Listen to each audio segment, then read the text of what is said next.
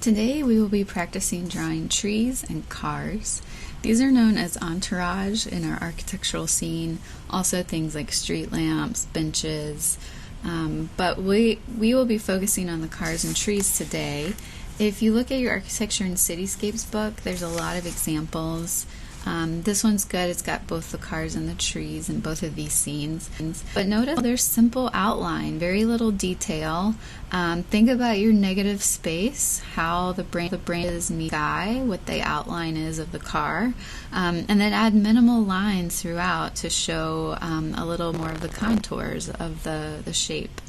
And we want to practice these so that they come quite easily as we continue drawing architectural scenes. They show up a lot, so practice will make it easy to add later as we go on field trips and things in the future. We will not be drawing foliage on the trees today because I want you to look out the window, find a tree that is interesting to you, and draw it as it is right now in the winter season. So let's go ahead and get started on a tree. I'm going to start with the 05 for my trunk, and I'll just look at the tree, look at the thickness of the trunk, and I'll draw an outline of either side of the trunk.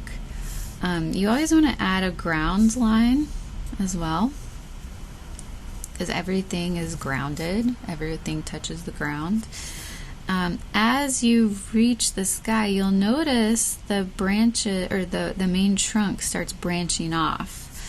But before you get there, we've got two main components of the tree. You've got the trunk, and you've got the branches and or leaves. So for your first couple tree drawings, you may not have to do this always, but look at the shape, the edge, the shape that all the branches make as they reach the end. Usually at the bottom there's sort of a straight across line, so I am using a pencil. It's maybe one of the few times I suggest using a pencil, and outline how those branches end. Usually there's ins and outs, there's some sort of shape, overall shape of the tree. And this might be really light that you can't see, but it's there. That's going to give me just the basis of where I want my branches to end to create this shape. So back to the top here, things start branching off, so I'm going to follow those lines in a contour way.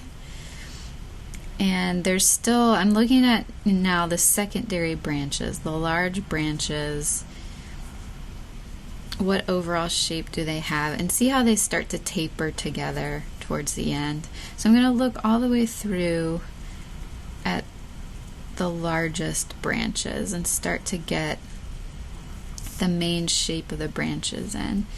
And notice it's not a precise exercise, but you do want the tapering at the end. So I'm starting wider, and then gradually those lines come together. And also the branches don't come straight off the trunk. They have a bit of a curve to them. It might depend on your tree a little bit, but really look at, instead of your preconceived notion of what a tree looks like, really look at the tree. Like, we're taking the time to do that today. And then as you practice, you'll get faster and faster. Okay, so we've got some main branches on this side as well. Trying to go fast here. And something like this. So the main branches are represented, but then you have lots of other secondary branches, tertiary, so on and so forth. And you'll notice they branch off, kind of making a V on either side. Maybe not perfectly lining up, but that's usually the general shape that is made. And then for each branch, more and more branch off. So I'm kind of building and building And at some point I'm only using one line because they're really thin. You can vary the pressure that you use as well. You know, as you get to the end especially, you know, they're almost barely visible.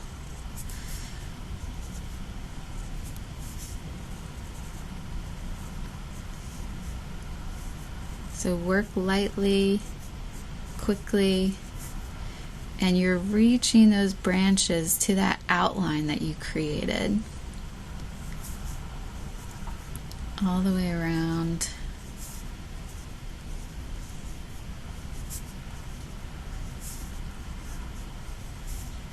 And at the bottom, they start to curve down, branch off. But see how where I'm ending the branches implies that bottom line that I outlined.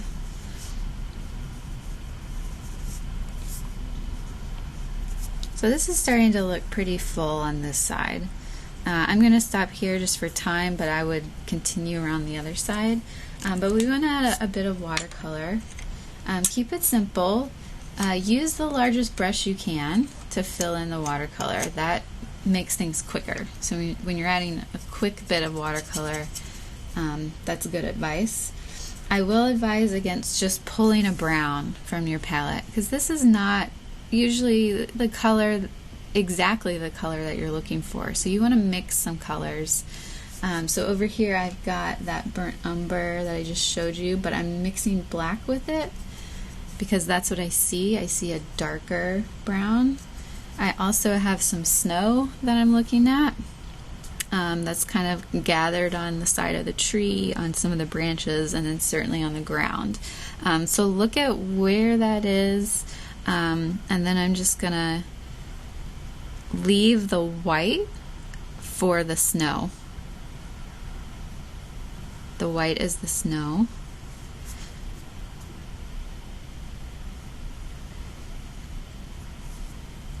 So that's pretty good there. And then same, the bottom of the branches will be shown with the brownish black color, but the top I'm going to leave white to imply the snow. And you really only need to add watercolor to the thicker branches, because the smaller branches are just the lines.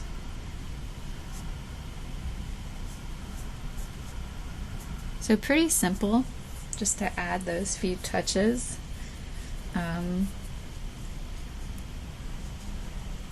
Just going back and adding a little bit of a connection between those branches to the tree.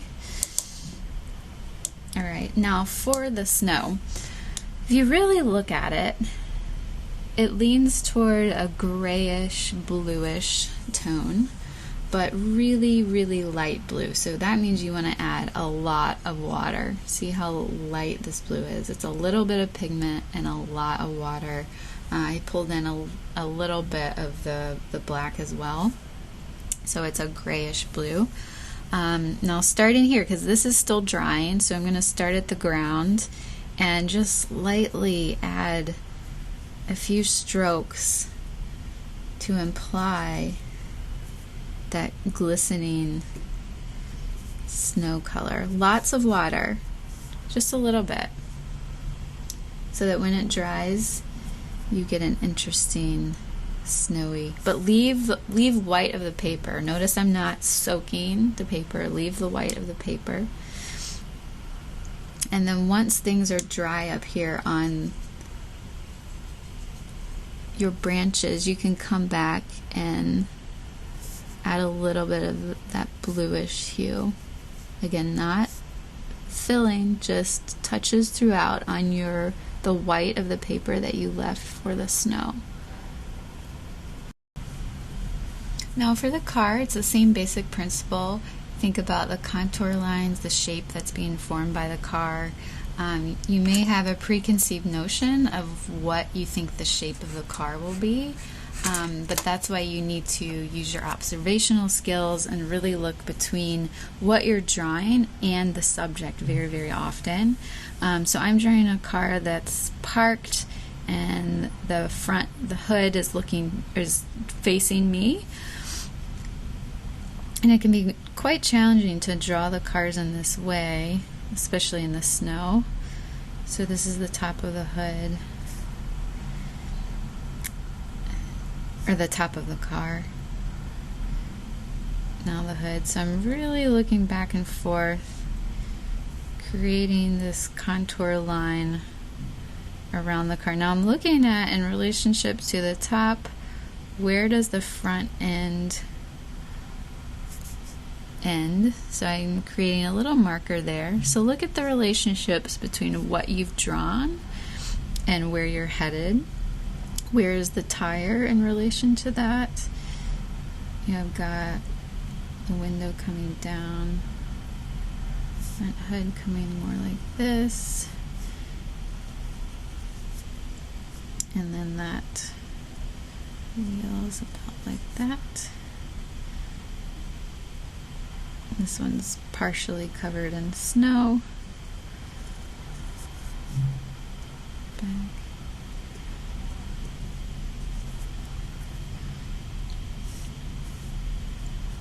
And then you can add some secondary lines.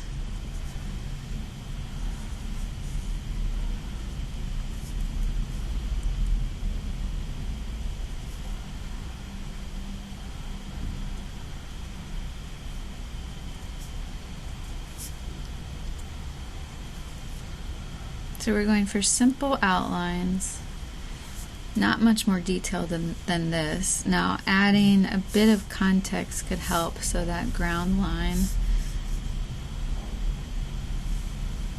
not much context, but a little bit of what we're working with there.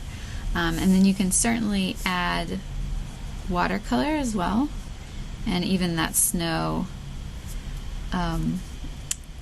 watercolor that we practice as well. So give that a try.